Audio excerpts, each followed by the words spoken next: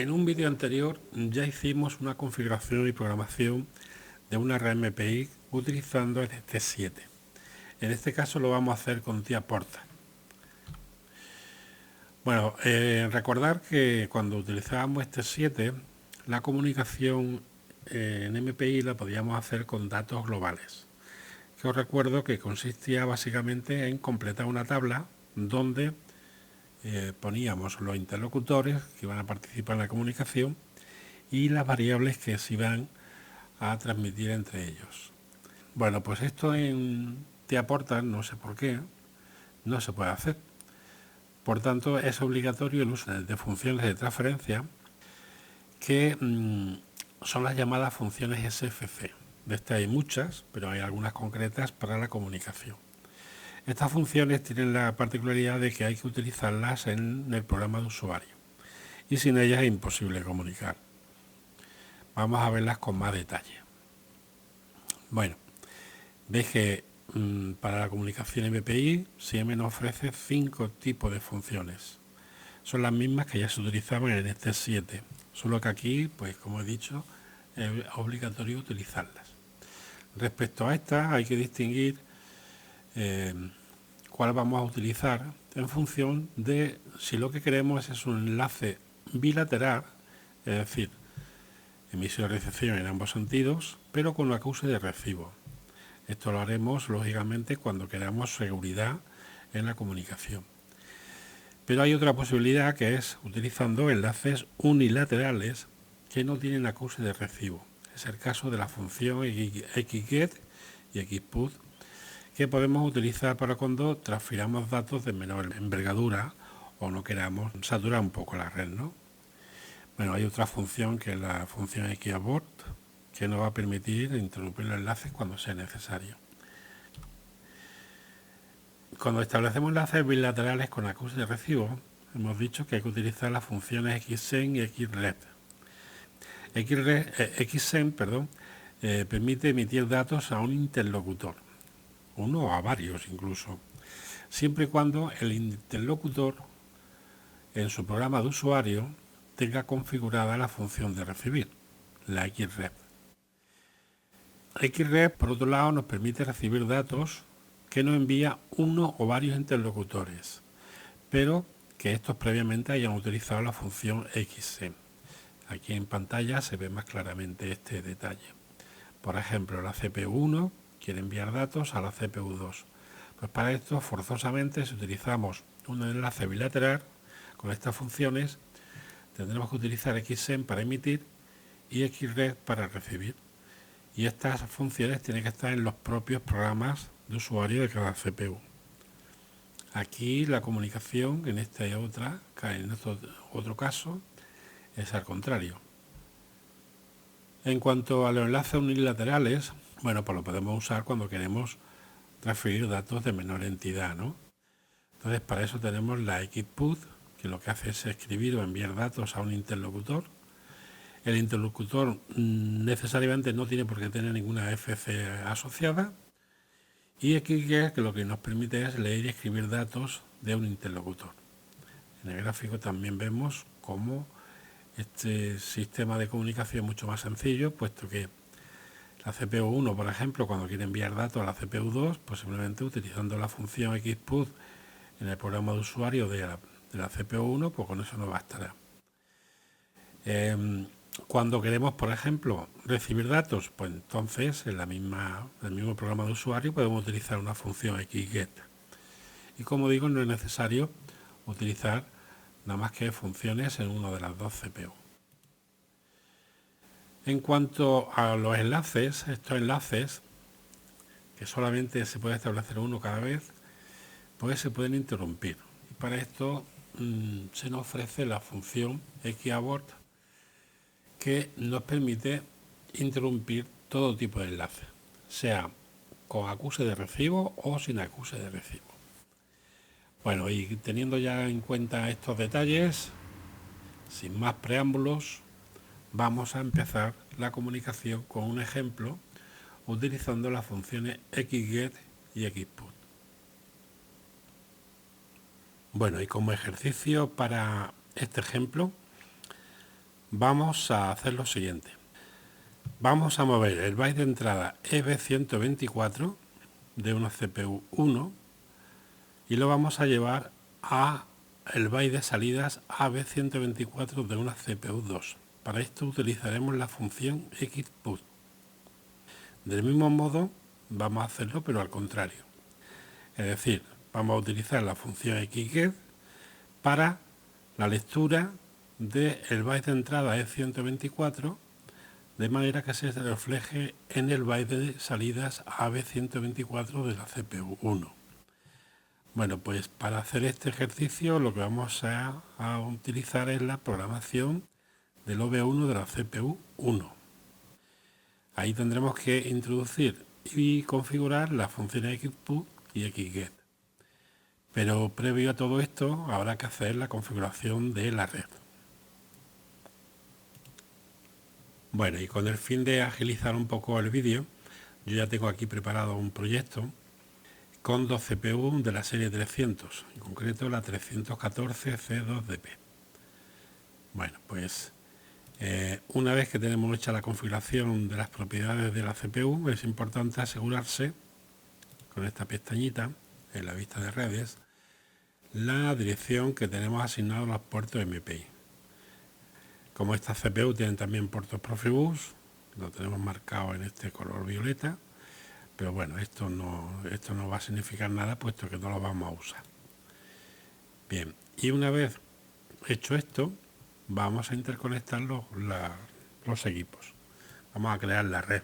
Esto lo podemos hacer de dos maneras, picando sobre uno de los puertos, como veis, arrastrando hacia el otro y soltando. De esta forma ya hemos creado la red MPI 1. Esto lo podemos hacer así, o también vamos a quitarla. Vaya a ver que se puede hacer desde la propia configuración del dispositivo. Picando en el puerto MPI, veréis que no hay ninguna red conectada. Si agregamos una, esta CPU se nos va a conectar a esa red. Si nos vamos ahora a la CPU 2, pues podemos hacer lo mismo, pero como ya hay una red conectada, ya creada, ¿vale? Pues agregamos. De tal manera que en vista de redes vemos que ya la red también la tenemos dispuesta. Bueno, en cuanto a la red, deciros que los ajustes que podemos hacer fundamentalmente son la velocidad. La velocidad va a depender, en que seleccionemos, va a depender de la distancia de los equipos y también de la rapidez con que queramos que se transmitan los datos.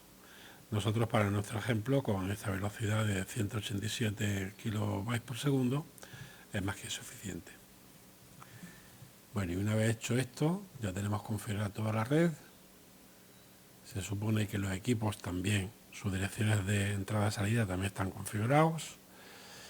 Pues lo único que nos resta es ya irnos al bloque de programa OV1 de la CPU 1, que es donde vamos a hacer la programación, y vamos a trabajar ya con las funciones. Estas funciones en TIAporta las podemos encontrar aquí, en instrucciones de comunicación. Veis que hay un montón de instrucciones. Nosotros vamos a hacer la comunicación vía MP y por tanto, bueno, pues vamos a tener aquí dispuestas las funciones que antes hemos visto.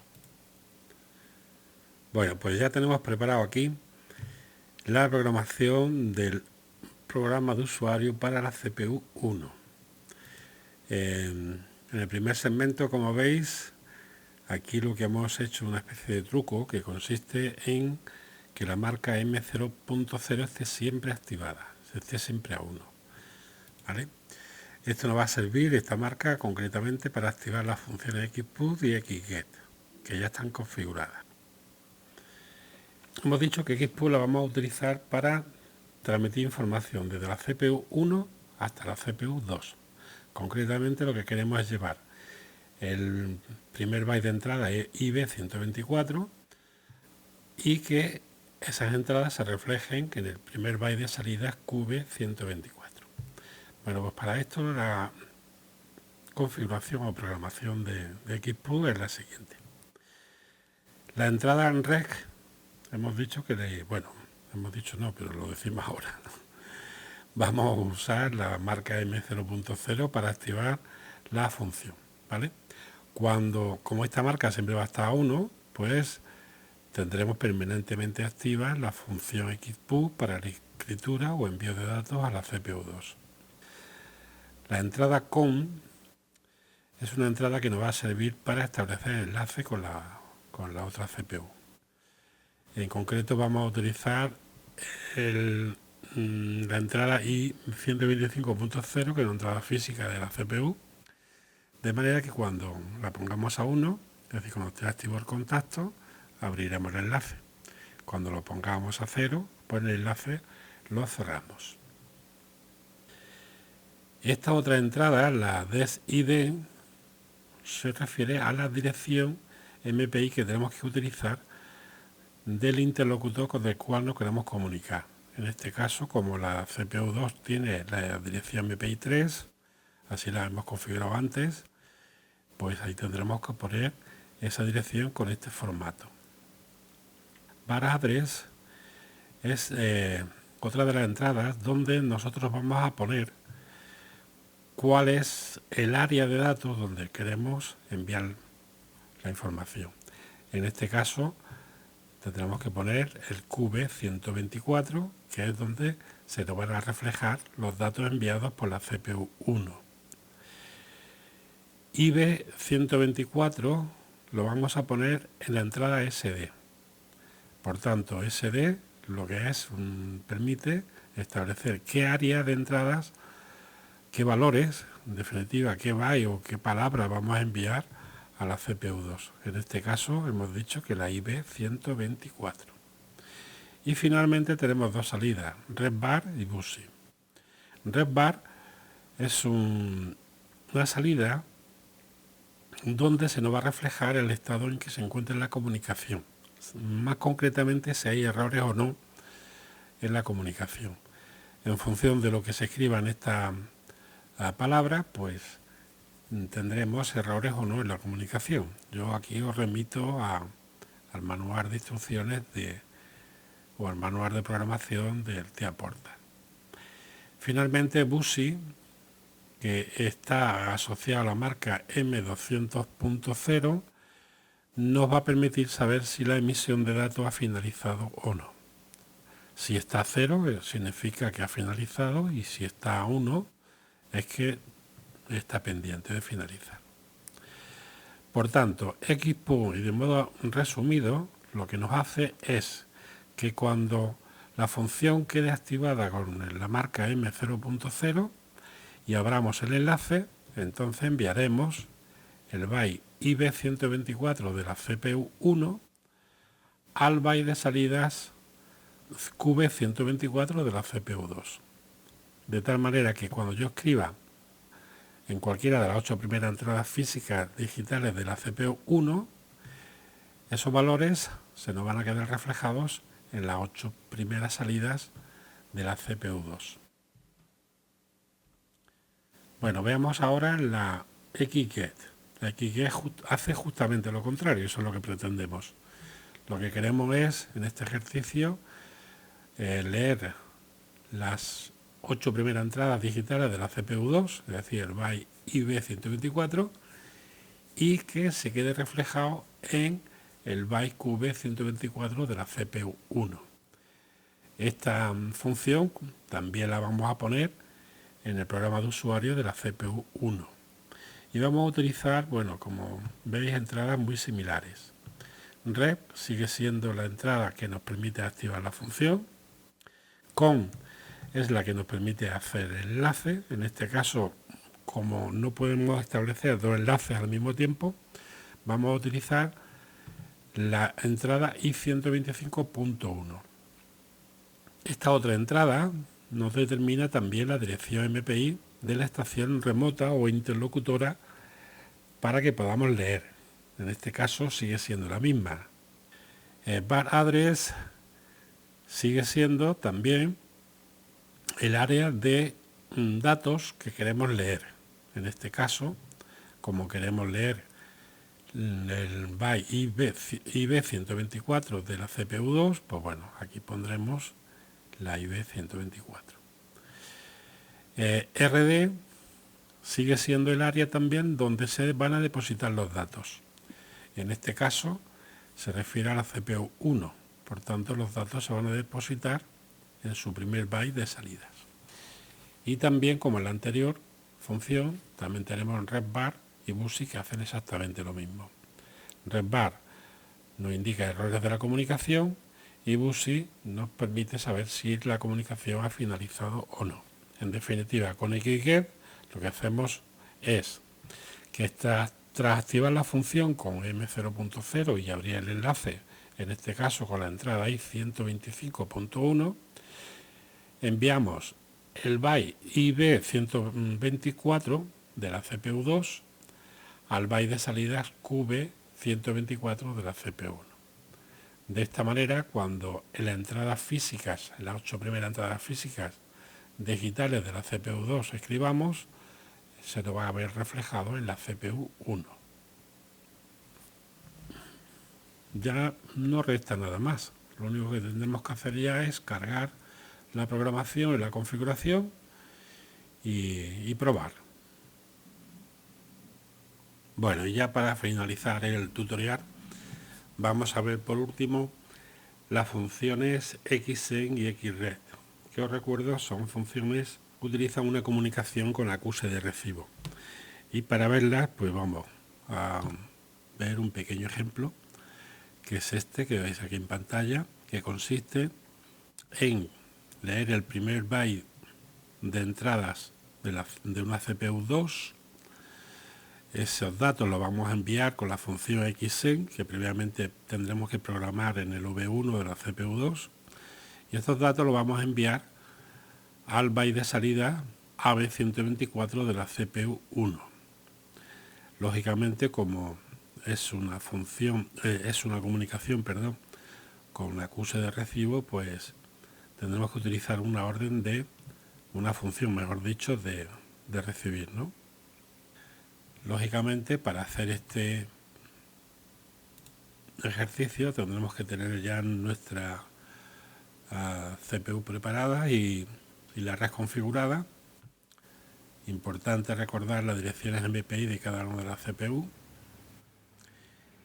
Y bueno, la programación vamos a iniciarla viendo primeramente la orden de envío de datos, que esta la vamos a programar en el PLC2. Aquí ya tenemos dos segmentos donde está definida la comunicación. Y bueno, esto lo vamos a ver con más detalle en esta presentación que os tengo preparada. Bueno, este es el programa. Observad que solamente tiene dos segmentos.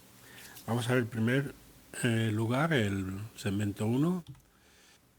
Bueno, por lo pronto, observar que lo que estamos haciendo es una comparación de dos bytes.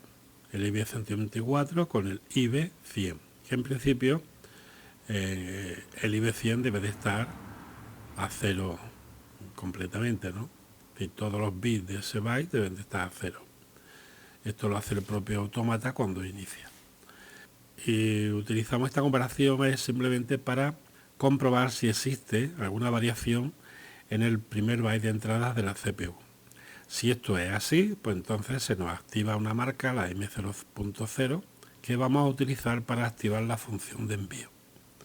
Al mismo tiempo, y para tener siempre los datos actualizados, vamos a trasladar o mover el byte IB124 a una marca de byte que es la MB100, que es la que usaremos nosotros para la transmisión. En el segundo segmento ya tenemos programada nuestra función. Ahí tenéis una descripción de cada una de las entradas y salidas. Bien, en principio con la marca M0.0, que previamente la activamos siempre y cuando haya un cambio en el primer byte de entradas. Esto lo hacíamos en el primer segmento. Bueno, pues con este bit lo que hacemos es activar la función. Con la entrada con lo que hacemos es abrir el enlace, ¿vale? Y para esto utilizamos la i125.0.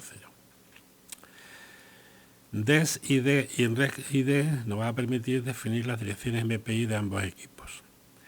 En la primera de ellas, de SID, lo que tendremos es la dirección MPI a aquella estación a la que le vamos a enviar datos. Os recuerdo que vamos a enviar datos a la estación número 1, que tiene la dirección MPI 2. Luego aquí habrá que introducirla con este formato. En RecID lo que nos permite es definir, o mejor dicho, identificar qué dirección de CPU enviará los datos.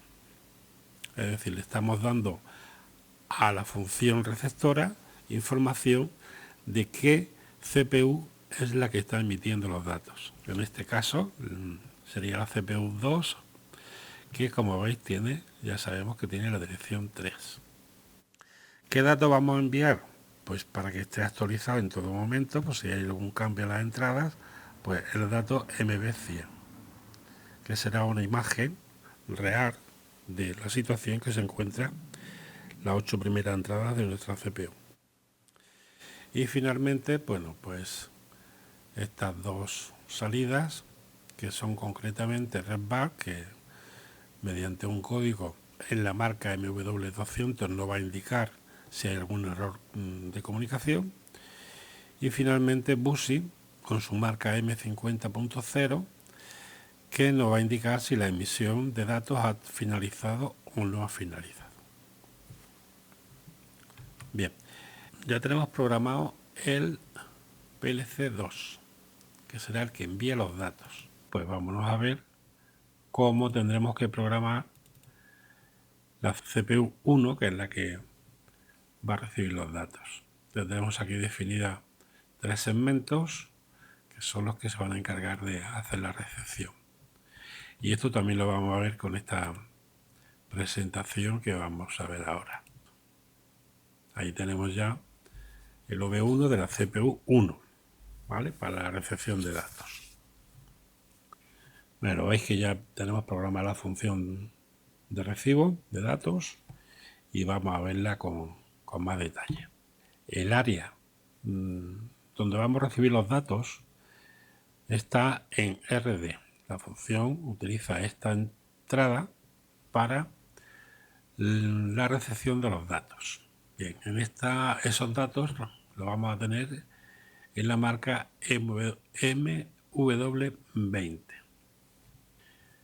Bien, eso es lo que hace la entrada RD.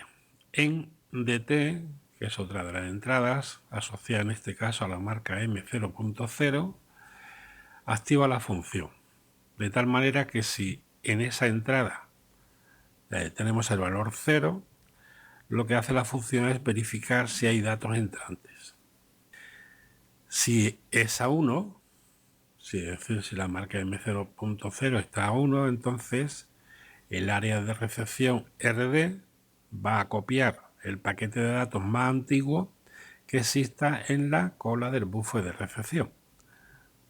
Bueno, NDA es otra de las entradas que está asociada a la marca M0.1 y que lo que hace es detectar la recepción de datos. Si hay un nuevo dato, la marca estará a 1 y si no hay datos, la marca estará a 0. Bueno, con RecID, que está asociada a la marca MD50, nos permite identificar la dirección MPI de la CPU que envía datos. Tened en cuenta que puede haber en la red varias CPU. Luego tendremos que saber qué función es la que está enviando los datos y qué hacer con ellos. En este caso, bueno, pues nosotros en el ejemplo solamente nos va a enviar datos la CPU 2 que tiene la dirección MPI 3. Y bueno, RedBar, que sigue siendo el área de errores, donde con un código nos va a indicar si existe algún error de la comunicación. El funcionamiento básicamente de la función es la siguiente. La entrada NDA, asociada a la marca M0.1, evalúa si hay nuevos datos mientras que la función está desactivada, con NDT igual a 0. Cuando se han recibido nuevos datos, NDA se pone a 1 y entonces los datos se pueden leer en la entrada RD, en la marca MW20, siempre y cuando la entrada NDT asociada a la marca M0.0 esté a 1. Bueno, esto es lo que hacemos en el primer segmento. Vamos a ver el segundo. El segundo nos va a servir para activar la función. Es decir, si hemos recibido datos con M01, que hemos dicho que está asociada a la entrada NDA, que es la que evalúa si recibimos o no datos. Bueno, pues si recibimos datos, este bit se nos va a poner a 1 y por tanto se nos va a activar la marca M0.0. En ese momento la función establecerá la orden de lectura de esos datos que estamos recibiendo. Y ya finalmente en el segmento 3 lo que vamos a hacer es que una vez que hemos activado la función porque hemos recibido datos, hacemos una comparativa para saber la dirección de la que procede el envío de datos. Esto lo tenemos en MD50, es decir, en MD50 la CPU emisora va a escribir la dirección MPI que posee, ¿no? Si esa dirección MPI es igual a la dirección MPI 3, que está aquí introducida de esta manera, pues entonces lo que vamos a hacer es que vamos a trasladar el dato que hemos recibido, que está contenido en el MB20, ¿vale? Porque es un byte lo que vamos a recibir, pues lo movemos al byte de salidas QB124. Bueno, y con esto ya tendríamos la programación de las dos CPU. Ya lo único que restaría sería, pues, hacer la carga de la CPU, de la red, de los programas y, bueno, probar a ver si esto funciona.